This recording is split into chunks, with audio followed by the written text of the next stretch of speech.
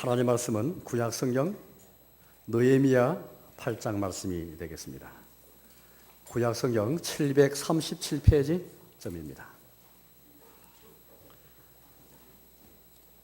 구약 성경 느헤미야 737페이지 점, 느헤미야서 8장 말씀입니다. 8장 1절에서 마지막 절까지를 제가 봉독하겠습니다.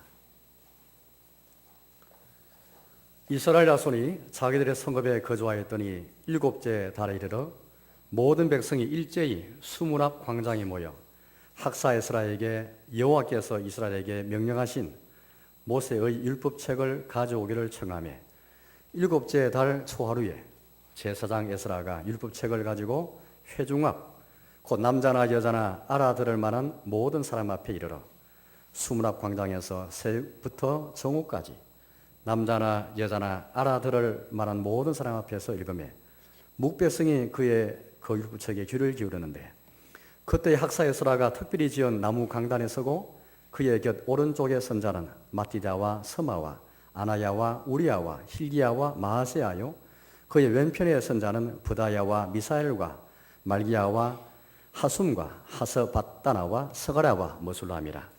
에스라가 모든 백성 위에 서서 그들 목전에 책을 펴니 책을 펼 때에 모든 백성이 일어서니라. 에스라가 위대하신 하나님 여호와를 송축하며 모든 백성이 손을 들고 아멘 아멘 하고 응답하고 몸을 굽혀 얼굴을 땅에 대고 여호와께 경배하니라. 예수아와 바니와 세레바와 야민과 악굽과 사보대와 호디야와 마아세야와 그리다와 아사랴와 요사박과 하난과 블레야와 레위 사람들은 백성이 제자리에 서 있는 동안 그들에게 율법을 깨닫게 하였는데 하나님의 율법책을 낭독하고 그 뜻을 해석하여 백성에게 그 낭독하는 것을 다 깨닫게 하니 백성이 율법의 말씀을 듣고 다 우는지라. 총독 느헤미야와 제사장 겸 학사 에스라와 백성을 가르치는 레위 사람들이 모든 백성에 이르기를 오늘은 너희 하나님 여호와의 성일이니 슬퍼하지 말며 울지 말라 하고 느헤미야가 또 그들에게 이르기를 너희는 가서 살찐 것을 먹고 단 것을 마시되 준비하지 못한 자에게는 나누어 주라. 이 날은 우리 주의 성일이니 근심하지 말라. 여호와로 인하여 기뻐하는 것이 너희의 힘이니라 하고 레위 사람들도 모든 백성을 정숙하게 하여 이르기를 오늘은 성일이니 마땅히 조용하고 근심하지 말라 하니 모든 백성이 곧 가서 먹고 마시며 나누어 주고 크게 절구하니 이런 그들이 그 읽어 들려준 말을 밝히 알미라. 그 이튿날 무백성의 족장들과 제사장들과 레위 사람들이 율법의 말씀을 밝히 알고자 하여 학사 에스라에게 모여서 율법에 기록된 바를 본즉 여호와께서 모세를 통하여 명령하시기를 이스라엘 자손은 일곱째 달 절기에 초막에서 거할지니라 하였고 또 일러스되 모든 성읍과 예루살렘에 공포하여 이르기를 너희는 산에 가서 감람나무 가지와 덜 가느나무 가지와 화석류나무 가지와 종려나무 가지와 기타 무성한 나무 가지를 가져다가 기록한 바를 따라 초막을 지어라 하라 한지라. 백성이 이에 나가서 나뭇가지를 가져다가 혹은 지붕 위에 혹은 뜰 안에 혹은 하나님의 전뜰에 혹은 수문 앞 광장에 혹은 에브라임 문 광장에 초막을 짓되 사로잡혔다가 돌아온 회중이 다 초막을 짓고 그 안에서 가하니 눈의 아들 여호수아 때로부터 그 날까지 이스라엘 자손이 이같이 행한 일이 없었으므로 이에 크게 기뻐하며 에스라는 첫날부터 끝날까지 날마다 하나님의 율법책을 낭독하고 무리가 이래 동안 절기를 지키고 여덟째 날의 규례를 따라 성회를 열었느니라. 아멘. 계속해서 우리가 예배에 관한 말씀을 듣고 있습니다. 하나님 말씀을 듣고 있는데요. 교훈을 받고 있습니다. 오늘 성경 느헤미야서 8장도 우리에게 교회가 어떤 곳인지 또 예배의 원리가 무엇인지를 교훈해 주고 있습니다. 예배와 이 교회라는 것은 서로 분리할 수 없습니다. 불가분의 관계에 있습니다. 교회를 잘 이해해야 예배를 잘 이해할 수 있고 예배를 잘 이해해야 교회가 어떤 것인지 알 수 있는데 오늘 성경 말씀 보니까 이 두 가지를 잘 함께 그렇게 우리에게 교훈해 주고 있습니다. 교회가 어떤 곳이냐 예배가 어떤 것이냐 이걸 잘 그렇게 교훈해 주고 있습니다. 오늘 여기 이 말씀 보니까 특별한 날에 모여서 집회를 했는데요. 이게 7월 첫날에 7월 1일에 그렇게 이제 모인 것으로 되어 있습니다. 우리 달력에 이제 적용한다면은 신년 첫날입니다. 1월 1일에 함께 모여서 큰 집회를 그렇게 수문앞 광장에 수문앞이라는 것은 문디름이 수문입니다. 수문학 광장에 모든 백성이 모여서 집회를 그렇게 열었습니다. 그래서 예배를 드리는데요. 물론 특별한 날에 모여드렸습니다. 물론 하루 모인 게 아니고 8일 동안 모였는데 첫날 모였고 일주일 더 모이고요. 그 다음 7월 24일 날 또 그렇게 모여서 회개한 날을 또 갖게 됩니다. 특별한 날에 모였지만은 그러나 그 원리와 원칙은 변하지 않습니다. 특별한 날에 모여서 예배드렸지만 그 예배 원리는 변하지 않습니다.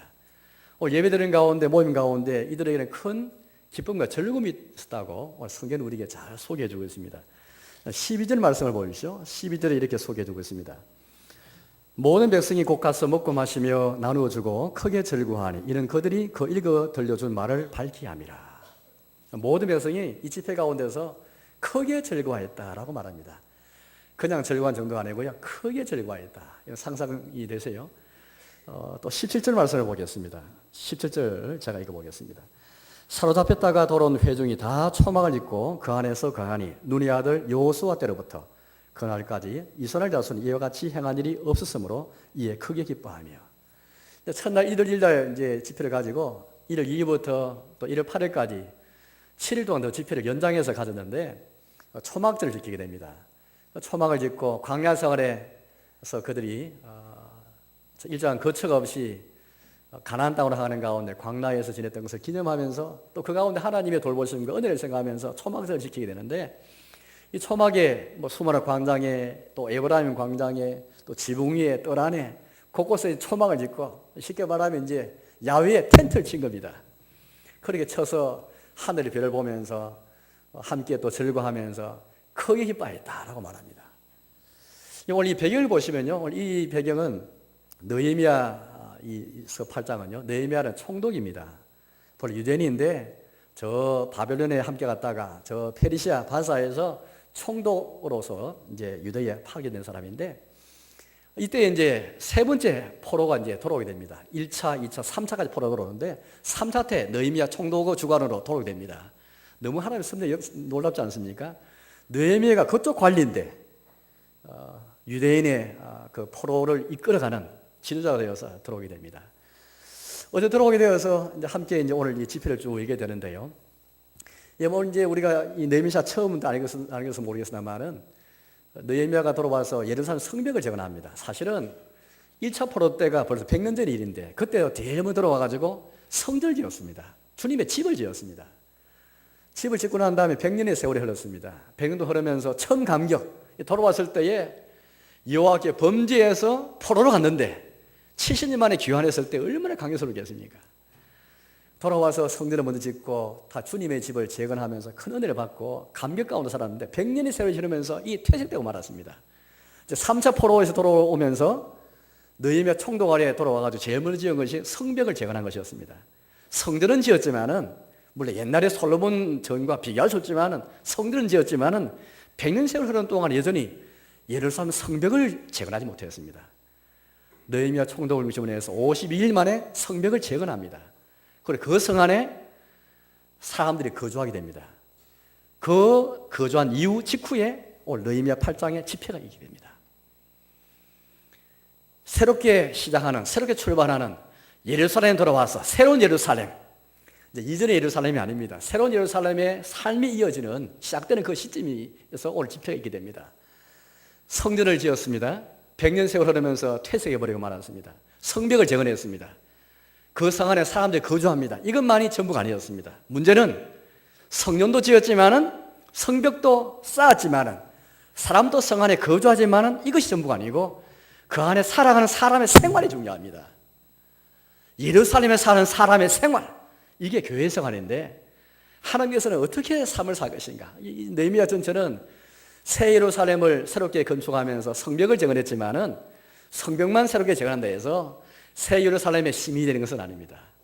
오늘 저희 역시 이 교회 속하여서 새 예루살렘 성을 바라보면서 우리가 쭉 나아가는 이정성이 있는데 주님의 교회가 새 예루살렘으로 나아가기까지 이 도중에 있으면서 여정에 있으면서도 새 예루살렘을 소망하면서도 우리의 교회가 이 새 예루살렘을 닮아가기를 원하지 않습니까? 그때 느헤미야서 주는 교훈들이 많습니다. 오늘 새롭게 이 집회를 통해서 성벽도 재건하고 그 안에 사람들이 살지만은 남아있는 것은 어떻게 살 것인가. 사람의 삶이 중요한 것인데 어떻게 살면 살 것인가를 보여주면서 오늘 우리에게 지표를 보여주고 그러면서 교회가 어떤 것인지 예배가 무엇인지를 잘 보여주고 있습니다. 오늘 첫 집회 때 보니까 이 성 안에는 큰 기쁨과 즐거움이 있습니다. 그 뒤에는 배경이 있습니다. 오늘 설교 제목이 기쁨의 성, 기쁨의 예배인데요. 기쁨의 성, 큰 즐거움의 성 배후에는 뒤에는 기쁨의 예배가 있습니다. 예배가 있었고 하나님을 기뻐하는, 오늘 저 뒤에 성경에서 보니까 그런 말씀이 있었는데요. 10절 말씀을 제가 읽어보겠습니다. 처음에 집회 가운데 말씀을 듣고 나서 크게 슬퍼했거든요. 회개하면서 슬픔과 울면서 그렇게 사람들이 애통했는데 그때 이제 느헤미야 총독을 통해서 이렇게 말씀을 주십니다. 10절 말씀입니다. 느헤미야가 또 그들에게 이르기를 너희는 가서 살찐 것을 먹고 단 것을 마시되 준비하지 못한 자에게는 나누어 주라. 이 나라 우리 주의 성길이니 근심하지 말라. 여호와를 인하여 기뻐하는 것이 너희 힘이니라. 하나님 때문에 기뻐하니까 이게 바로 예배인데 기쁨의 예배가 있으니까 이 성친 전체 기쁨이 넘치게 되는 것입니다. 오늘 이것은 교회가 어떤 곳인지 잘 보여주고 계시고 예배가 어땠는지 잘 보여주고 계시고 여전히 우리도 이 안에 사람이 모였습니다. 교회 안에 사람이 있는데 그러나 무엇이 교회인가? 교회에 모여서 우리가 살아가는 교회의 삶이 어찌 될 것인가? 성도의 삶이 어떻게 될 것인가를 잘 교훈해주고 있습니다. 기쁨의 성, 기쁨의 예배. 기쁨의 예배가 있었고 여호와를 인해서 기뻐하는, 주님 때문에 기뻐하는 기쁨의 예배가 있었고 그래서 결과로 나온 것이 기쁨의 성이었습니다. 오늘 저와 여러분들이 교회로 모였지만 기쁨의 예배가 없고 교회 삶 자체가 기쁨이 없으면 우리 가정도 우리 생도 기뻐할 수가 없습니다. 기쁨 예배라는 것은 주일날 공예배 때만 기쁨 예배 있는 것이 아니고 이 공예배에서 기쁨 예배가 될 때에 주를 기뻐하는 것에 힘이 따라고 이걸 경험하면서 이런 예배를 경험하고 일상에서 직장생활, 가정생활 모든 삶 속에서 주님으로 인해서 기뻐하는 삶이 이어지면서 그러면서 기쁨의 성이 되는 겁니다. 교회도 기쁨의 교회가 되고 기쁨의 성이 되어지고 그러면 우리가 다음 주에서 기쁨의 복음을 전파하고 어떤 삶에서도 기쁨의 예배에서 기쁨의 성으로 나아가는 이 원칙이 원리가 쭉 이어지게 되는 것입니다. 저는 오늘 이 말씀 통해서 교회가 또 무엇인지 또 예배가 무엇인지를 그렇게 말씀을 여러분께 설교를 하라고 합니다. 첫째는 여러분 교회는 오늘 말씀 보니까 단순히 성만 재건하고 또 성전만 건축에 대해서 교회가 되는 것은 아닙니다. 그 안에 성 안에 사람이 거주한 데에서만 교회가 되는 건 아닙니다. 중요한 것은 새 예루살렘에 합당한 삶이 중요한데 바로 그것은 바로 기쁨의 예배인데요. 오늘 성경 말씀 보니까 교회를 가리켜서 단순하게 건물만이 아니라고 우리가 말씀합니다. 바로 교회는 예배드리기 위해서 모인 회중임을 우리에게 정확하게 우리가 보여주고 있습니다. 여러분 1절 말씀 제가 읽어보겠습니다. 1절입니다. 이스라엘 자손이 자기들의 성읍에 거주하였더니 7째 달에 이르러 모든 백성이 일제히 수문학 광장에 모여 학사 에스라에게 여호와께서 이스라엘에게 명령하신 모세의 책을 가져오기를 청하며 모든 백성이 일제히 수문학 광장에 다 모였습니다. 신년을 이렇게 시작하는 겁니다. 폭죽으로 시작한 게 아니고 불꽃으로 시작한 게 아니고 새해를 신년을 집회로 그렇게 시작하게 되는 것이죠. 일제히 모였다라고 말합니다. 모든 백성이 일제히 수문학 광장에 모였다. 교회는 바로 이런 것이 바로 교회입니다. 교회는 교회 자체가 따로 있고 모임이 따로 있고 회중이 따로 있는 게 아니고 교회 그 자체는 건물도 아니고 성도 아니고 재단도 아닙니다. 예배를 위해서 모인 모임 자체가 회중이 바로 교회입니다. 이건 굉장히 성경적인 것인데 우리 이 모임, 이 회중이 바로 이제 교회라면은 이것은 하나의 반응인데요. 그 전에는 우리 주님이 하신 일이 있습니다. 주님께서 창세전부터 영생주를 작정하신 자들을 구원하기로 작정하신 자들을 주님이 자기 때에 불러 모으시는 일이 먼저 실행되어집니다. 주님이 자기의 뜻 가운데서 우리가 듣는 복음을 통해서 자기의 성령을 통해서 자기 백성을 불러 모으시고 여기다 응답을 얻어서 우리가 힘써 모이는 것입니다. 일제히 모이는 게 바로 교회입니다. 교회가 따로 있고 몸이 따로 있고 회중이 따로 있는 것이 아니고 교회는 모이는 예배 위해서 모이는 회중이고 바로 그 몸 자체가 바로 교회인 것을 우리가 잘 우리에게 설명해 주고 있습니다. 고린도전서 11장 18절 말씀 보니까 그런 말씀이 있습니다. 그 말씀은 이제 고린도 교회가 모였지만은 그 안에 분당이 있고 분쟁이 있는 것을 책망하는 그 맥락 속에 주신 말씀인데요. 이런 말씀이 있습니다. 너희가 교회로 모일 때에, 우리 한글 개정 개혁판은 너희가 교회에 모일 때에 되어 있습니다. 교회에 모일 때. 사실 이게 번역이 좀 잘 되지 못했습니다. 교회에 모일 때 아니고 너희가 교회로 모일 때에. 교회로 모일 때. 이 교회는 모일 때 교회가 되는 것이지 모이지 않으면 교회가 안 됩니다. 교회가 따로 있고 모임이 따로 있는 게 아니고 모일 때 교회가 되고 거기 속하는 회중이 바로 교회입니다. 하나님께서 창세전부터 영생주 작전자들이 이 믿음을 따라서 주님이 불러 모아주셨고 주님 모으셨기에 거기에 대한 반응으로서 모인 그게 교회고 그게 회중이지 다른 것이 교회고 다른 것이 그렇게 회중들이 아닙니다. 교회로 모일 때 교회로 모였지만은 그 교회 가운데서 분쟁이 있다는 것을 고린도 교회를 향해서 책망했죠. 마태복음 23장 말씀 보면 예수님이 이런 말씀해 주셨습니다. 예루살렘아 예루살렘. 우리 예수님 예루살렘을 향해서 눈물 흘리시면서 참 그렇게 다른 구절 말씀 보시면 이 그냥 운 게 아니고요. 예수님 통곡하신 그 울음입니다. 그냥 살짝 흐르는 울음이 아니고 통곡하신 울음인데 끄이끄이 하는 울음입니다. 예루살렘아 예루살렘아 너희가 선자를 죽이고 내가 너희가 파수한 자를 돌로 치는 자들이여 암탉이 자기 새끼를 날개 안에 그렇게 모음같이 내가 너희를 모이기를 몇 번 하더냐. 그러나 너희가 원치 아니하였도다 라고 그렇게 주님께서 한탄해 주셨습니다. 예루살렘과 예루살렘 백성을 이렇게 책망하시는 말씀이죠. 이 말씀을 참 성경에 보시오. 우리 주님께서는 이와 같이 불러 모으신 일을 하고 계시는 것입니다. 교회를 세우시어서 교회를 통해서 전파하는 복음을 통해서 설교를 통해서 하나님의 교회가 전하는 그 복음의 말씀을 통해서 자기 백성을 불러 모으시는 것입니다. 불러 모으시는 주님, 암탉이 자기 새끼를 날개 안에 모음같이 선자를 통해서 파수하나를 통해서 개 불러 모으시는데 너희가 원치 아니했도다. 그게 구약 역사에서 선자를 죽여버리고 파수나를 죽여버리는 공격하지 않았잖아요. 선자 공격하지 않았습니다. 하나님 보내신 말씀 전하는 자를 공격하지 않았습니다. 주님이 그렇게 그런 자를 통해서 저는 말씀을 통해 복음을 통해서 불러 모으시는데 교회 안에 자기 백성을 구원받으면서 불러 모으시는데 고린도 교회는 모였지만 교회는 모였지만 파당이 있고 예루살렘 원치 아니했고 이걸 우리 주님께서 책망하고 계시는 것입니다. 오늘 느헤미야 8장 1절에서 모든 일정이 모인 것은 주님이 불러 모으시는 사역을 알기 때문에 응답해서 모이는 것입니다.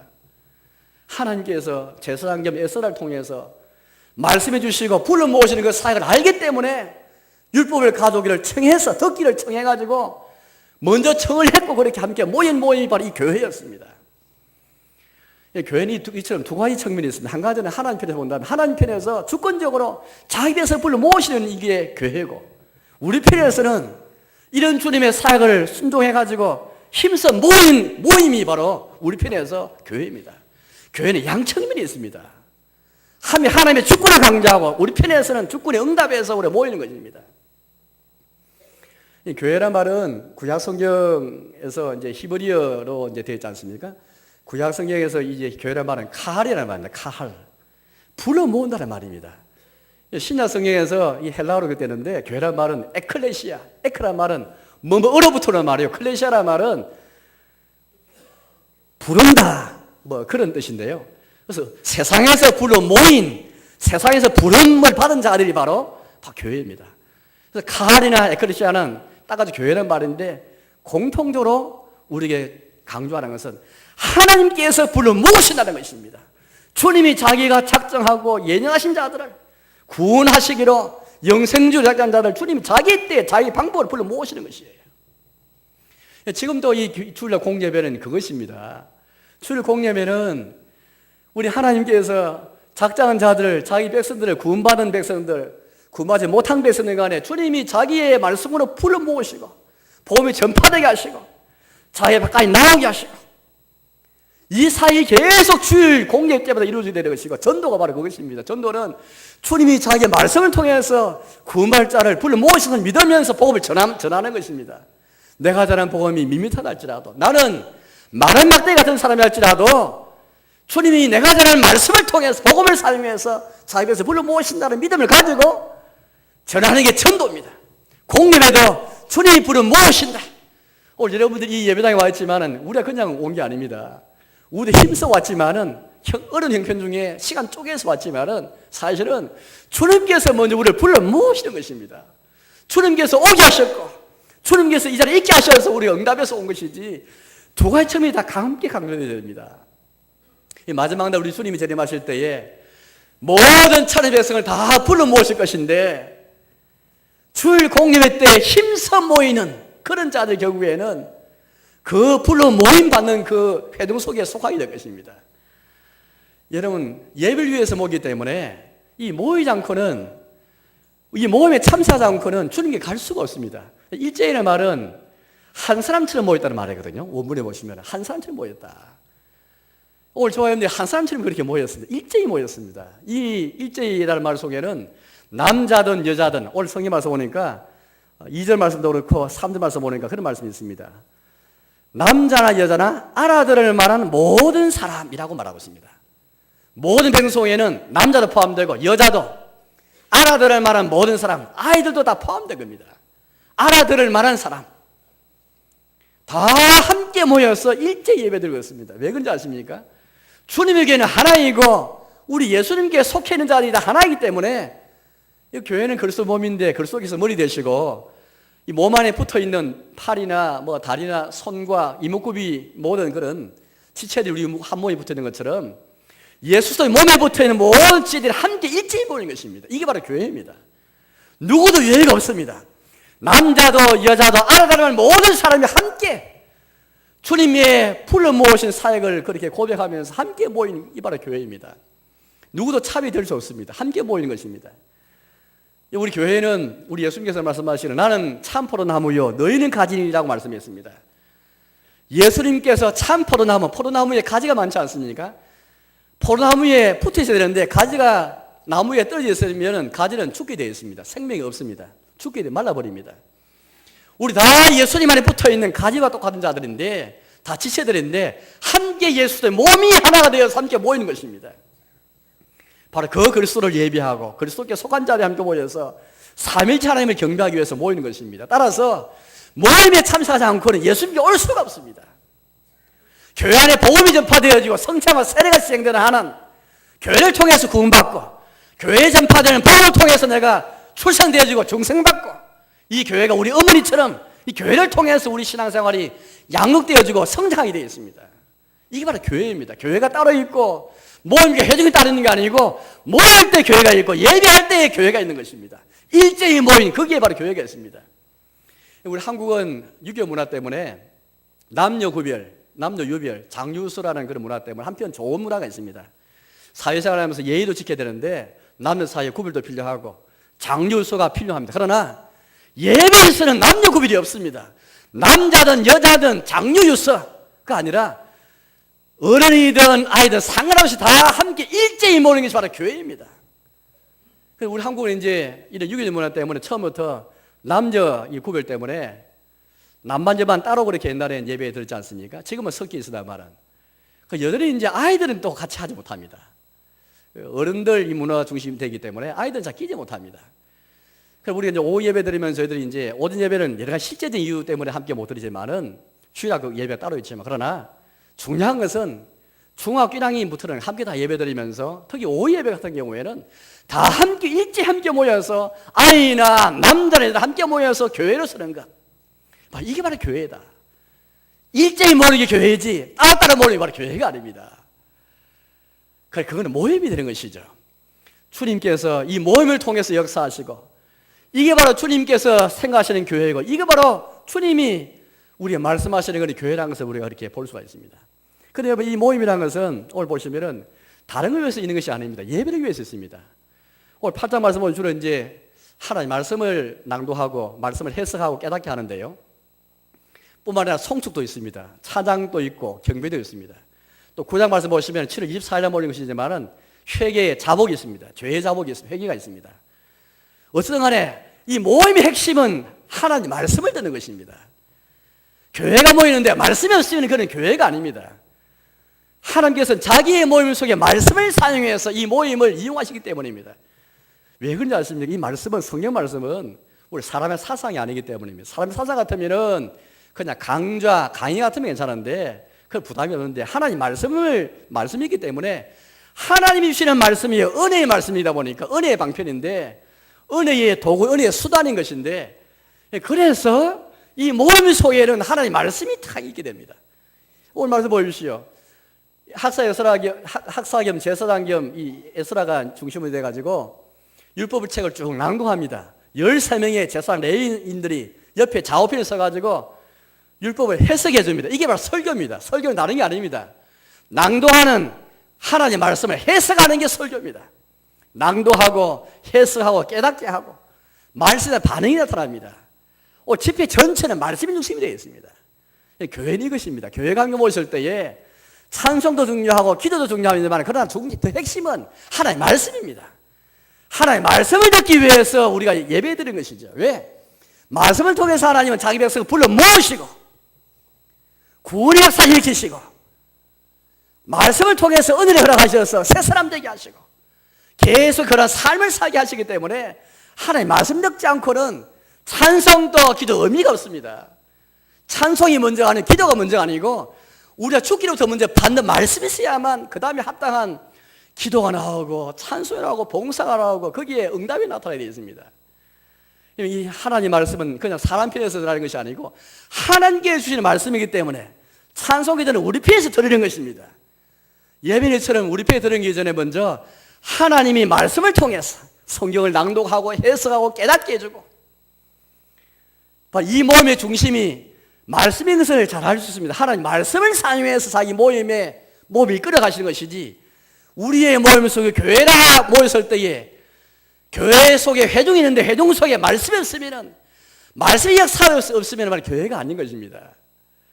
오늘 잘 보시면은 오늘 예배가 무엇인지 잘 보고 계신데 우리 예배 순서 가운데 이제 성경 봉독도 있고 교동문 교독하는 시간도 있고 설교도 있는데요. 이슬 우리 예배 순서에도 교동문, 성시교도, 성경봉 설교 자체가 말씀을 듣는 시간들인데 똑같은 원리가 여기에 포함됩니다. 비록 이들이 특별한 날에 모였지만은 원리는 변하지 않습니다. 예배로 모인, 교회로 모였을 때는 말씀이 중심이 되는 것이고 말씀을 들어야 합당한 찬송과 기도 나오기 때문에 우리가 주일날 이 주의 성일에 모인 모임 속에도 마찬가지인 것입니다. 우리 이 모임 속에 이 예배에서 이 말씀 중심이 되는데 얼마나 핵심적인 일을 한번 잘 보여주시오. 먼저 말씀을 향한 갈망이 있습니다. 1절 말씀을 제가 다시 한번 읽어보겠습니다. 1절인데요. 제가 다시 읽어보겠습니다. 이스라엘 자손이 자기들의 성읍에 거주하였더니 7째 달에 이르러 모든 백성이 일제히 수므라 광장에 모여 학사 에스라에게 여호와께서 이스라엘에게 명령하신 모세 율법책을 가져오기를 청하며 먼저 시작은 에스라가 아닙니다. 제사장인 학사 에스라가 먼저 가져와서 들려준 것이 아니고 교회를 모였을 때 모든 백성이 일제히 모여서 청하고 있습니다. 율법을 듣기를 청하고 있는 것이죠. 하나님 말씀 듣기를 소원하고 있는 것입니다. 이 갈망을 해주고 있습니다.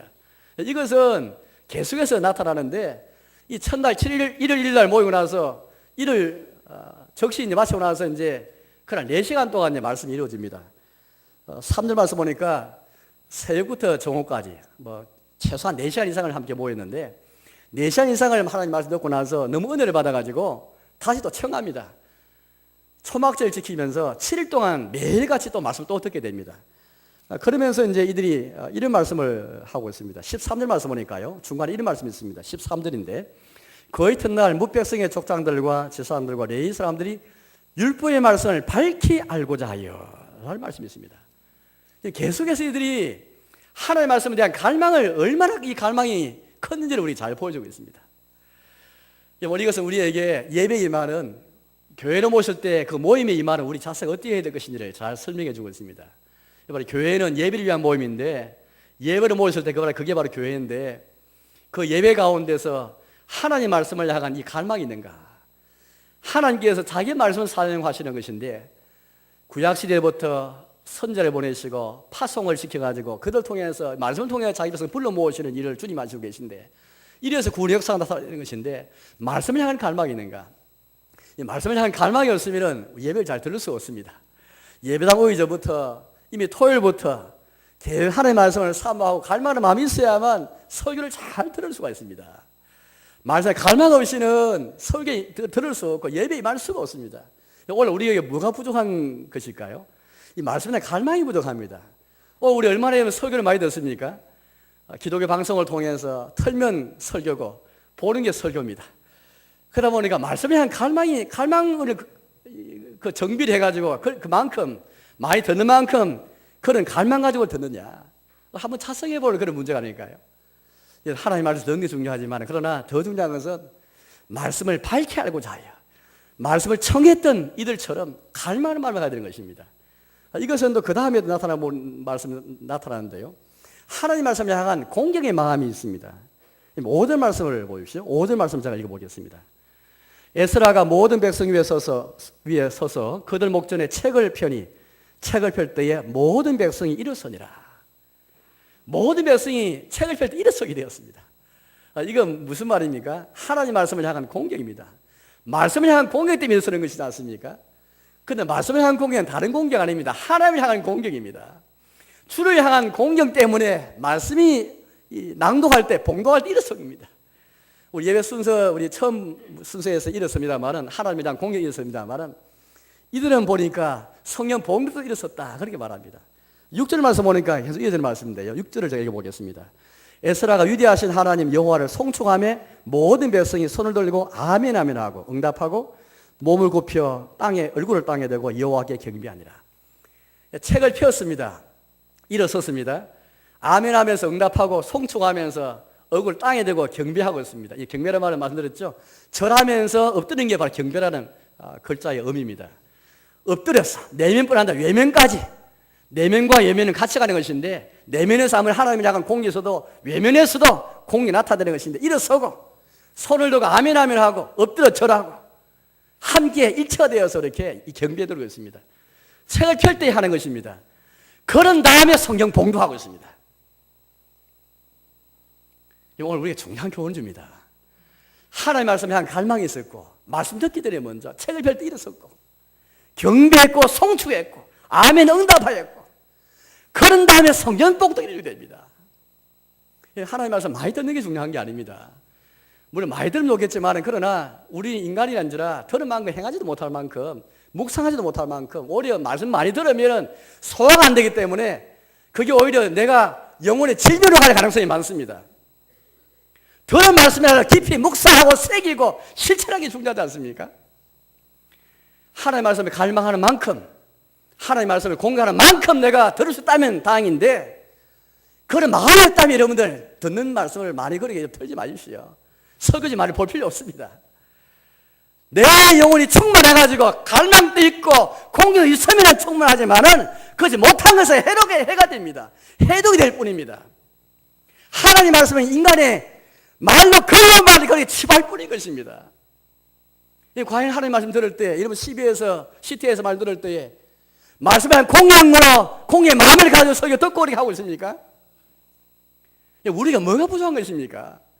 말씀을 향한 갈망과 공경이 있는가? 주를 송축하면서 경배하는 심령 가지고 성령 봉독 앞에 있는 것처럼 성가 할렐루야 찬양대가 성령 봉독 전에 이처럼 찬양을 했습니다. 이런 의미가 아니겠습니까? 하나님 말씀 들을 때 먼저 주님을 향한 공경, 주의 이름을 찬양하면서 공경의 마음이 있으니까 그분의 말씀을 향한 공경에 오늘 나타나게 된 것이죠.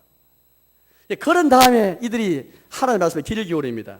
3절 끝에 말씀 보니까 무백성이 그 율법책에 귀를 기울이는데 또 7절과 8절 말씀 보니까 에스라가 특별하게 지은 강단에서 가지고 말씀을 낭독하고 봉독하고 13명의 자오필의 선자들이 해석하게 하고 깨닫게 하는 것인데요. 이게 오늘 목사들이 한 일인 것입니다.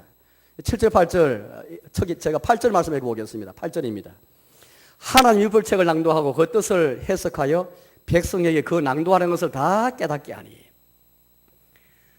말씀을 듣고 해석해서 깨닫게 하는 이 시간이 무려 4시간 이상이 될 수 있습니다. 왜냐하면 새해부터 정오까지니까요. 어떻게 우리가 10분도 아니고 1시간도 아닌데 4시간 이상을 이렇게 무섭게 집중할 수 있습니까? 이렇게 잘 참았기 때문인데 뭐 때문에 참았습니까?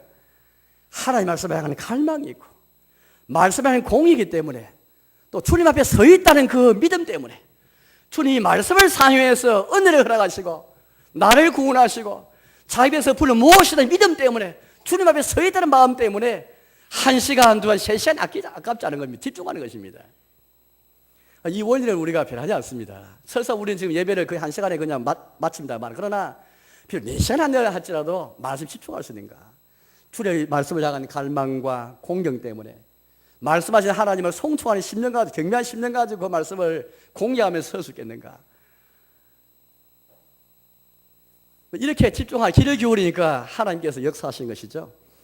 이런 9절 말씀을 제가 읽어보겠습니다. 9절 말씀은 말씀에 대한 반응이 나타나는데요. 백성이 율법의 말씀을 듣고 다 우는지라. 왜 울겠습니까? 말씀 듣는 순간 자기의 죄를 다 깨닫게 되겠지요. 자기가 잘못된 것, 내 안에 거듭된 것, 뭔가 잘못된 것을 다 깨닫게 되시고, 내 허물을 보여주시니까 너무나 원통하고, 그 전에 보지 못한 내 모습인데 하나님이 이 말씀을 상유해서 내 자신을 보게 해주십니다.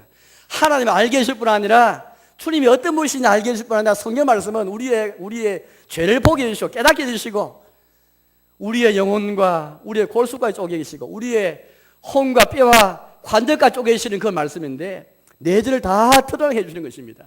이런 모습 보니까 우는 겁니다. 그냥 우는 게 아니라 슬퍼하는 것이죠. 회개하는, 애통하게 하는 것입니다. 그래 이제 느헤미야와 에스라와 네 사람을 통해서 말씀하는 것이죠. 오늘 석인이니까 슬퍼하지 말라. 슬퍼할 난 따로 있다 말씀하시면서 주 여호와로 인해서 기뻐하라. 주 여호와로 인해서 기뻐하는 것이 너희 힘이 된다. 그래 권면의 말씀을 이제 받게 됩니다. 그러면서 이제 슬픔이, 애통이 기쁨으로 바뀌는 것이죠. 함께 살진 거 먹고 단 거 마시면서 이날은 기뻐하라. 가난한 사람한테는 없는 사람한테는 함께 나누면서 그 기뻐하는 것이 오늘 그렇게 말씀이 되겠습니다. 이처럼 말씀에 대한 공경과 갈망과 집중력 가지고 하나님의 말씀 들었을 때에 또 이제 그냥 말씀을 듣는 정도가 아니고 다 밝히 알았다 그렇게 말합니다. 12절 말씀 보니까요. 12절 끝에 말씀 보니까 이렇게 말씀합니다. 12절 하반절인데요. 이런 그들이 그 읽어 들려준 말을 밝히 함이라. 하나님의 말씀을 이제 밝히 아니까 참 기쁨이 무엇인지 알게 됩니다.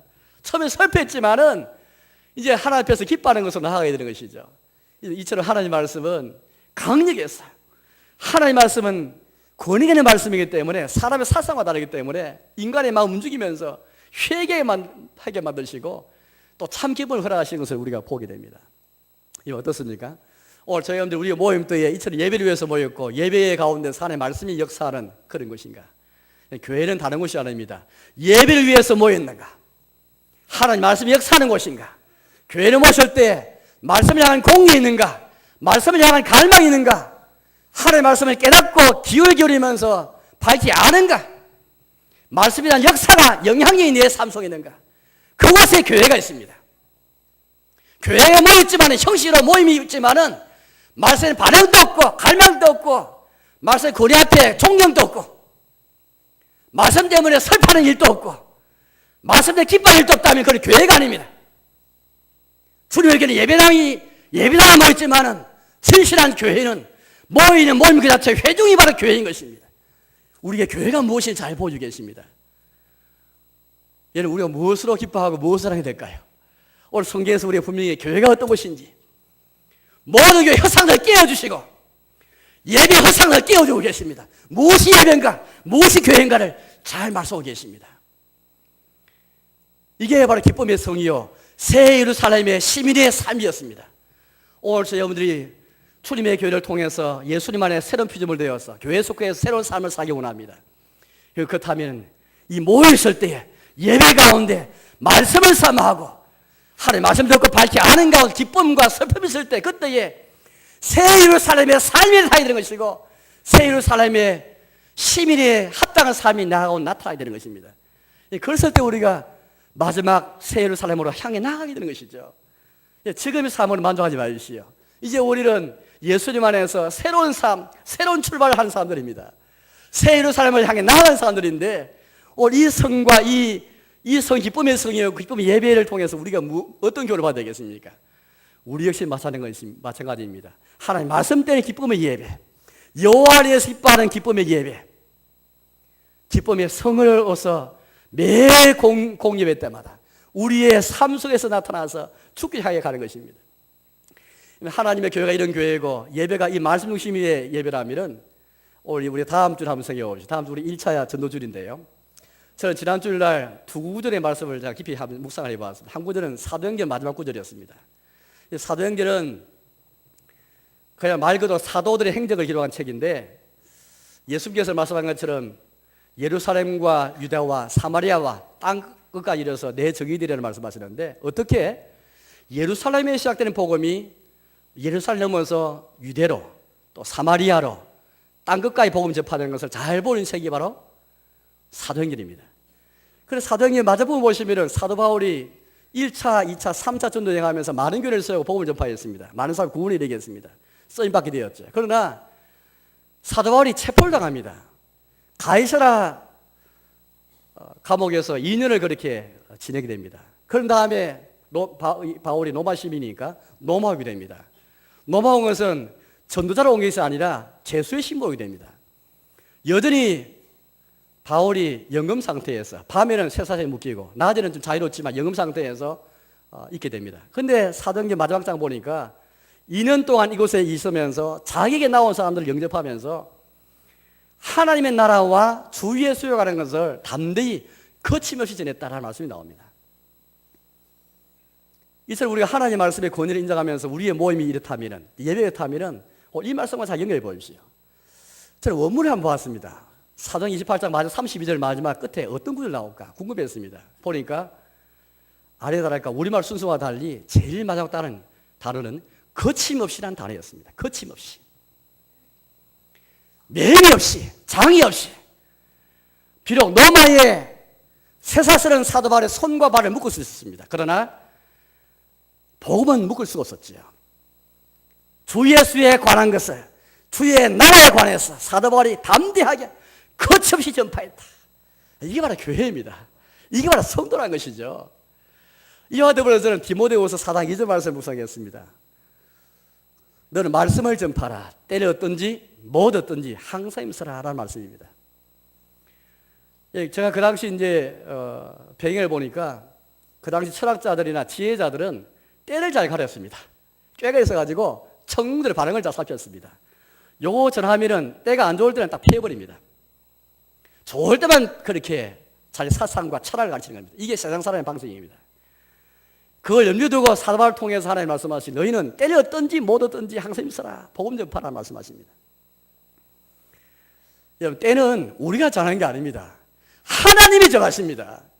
하나님이 때를 정하셔서 자기의 말씀을 수단으로 삼아서 구원을 받으자 구원을 이르게 하신 것이지 사람의 때를 정한 것이 아닙니다. 사도를 보십시오. 사도 같은 경우에 사람의 생각으로는 복음을 전할 때가 아닙니다. 자기 몸도 하나 주스지 못하는데요. 죄손데 사람의 지혜와 사람의 생각으로는 복음을 전할 때가 아닙니다. 죄수지 않습니까? 사형수로 지금 그 감옥에 있는 것인데 그게 때가 아닙니다. 그러나 사도 바울은 거침없이 말씀드렸다. 그 사도 바울을 통해서 우리 주시는 말씀은 때를 얻든지 못 얻든지 항상 힘써라. 여러분 그런 경험이 있는지 모르겠습니다. 내가 복음 전해보면은 야, 이 사람은 교회 갈 것 같은데 해서 전했는데 안 와요. 저 사람은 교회 데려오기도 싫은 사람이 있습니다. 근데 복음을 전했어요. 근데 그 사람이 예수 믿는 거예요. 여러분 그런 경험이 있는지 모르겠습니다. 여러분 자신이 그런 사람인지 모르겠습니다. 하나님이 때를 정합니다. 사람 생각 때를 정하는 사람은 절대 평생 전도 못합니다. 하나님이 때를 정하는데 사람 때에 눈치만 살피면 복음이 전파될 수가 없습니다. 주 예수 그리스도를 믿지 않는 겁니다. 하나님의 때를 정하시는 거예요. 다음 일주일 남았지만은 여러분 생각하시기에 한번 시험해 보십시오. 내가 관계 눈을 맺어가지고 다음 주 데려올 사람을 정했는데 그 사람 말고 한번 다른 사람 한번 택해 보십시오. 내가 믿고 싫어하고 꼭 데려와서 안 된 사람이 있으면 한번 전해 보십시오. 한번 하나님 어떻게 역사하시는가. 우리 주님이 정말로 때를 정해서 자기의 때에 자기의 말씀을 사용해서 그렇게 자기 백성을 불러 모으시는가. 주의 주권 믿으면서 내가 나를 믿는 것이 아니라 내 생각과 내 지혜는 다 내려놓고 세상 사람처럼 우리의 때를 정해서 하는 건 세상 사람의 방식입니다. 우리는 하나님의 때를 믿으면서 주의 주권을 믿으면서 드리는 것입니다. 마지막 한 주간 동안에 기도하시면서 주의 때 의지하면서 거침없이 말씀 전파하는 것이 바로 교회이고 때를 얻든지 못 얻든지 전파돼야 할 복음을 가진 곳이 바로 교회이기 때문입니다. 그 복음을 통해서 하나님이 교회를 불러 모으시고 이걸 통해서 예배 가운데 말씀이 역사하게 해서 자기 백성으로 계속 새 예루살렘 성의 시민으로 살아가게 하시는 것입니다. 이제 말씀 읽겠습니다. 아무쪼록 늘 하나님의 말씀이 역사하는 주의 말씀을 향한 공경과 존경과 주의 말씀이 구내 앞에 서는 하나님의 교회, 말씀 때문에 모이고 교회와 함께 모였을 때 그 회중 가운데 속한 있는 자, 그 모임 가운데 있는 자, 또 이런 모임과 이런 회중이 되어서 함께 새 예루살렘을 나아가는 저와 여러분들, 특히 1차 전도주일 때 말씀이 거침없이 전파될 수 있도록 우리 평생에 때리 어떤지 뭐든 간에 이 하나님의 말씀을 권위를 내가 인정한다면 그 말씀 때문에 교회가 모이고 예배가 있다면 인양선상에서 전도주를 생각하시면서 말씀을 거침없이 나는 주님의 교회에 속한 저와 힘 되시기를 주님의 이름으로 축원합니다.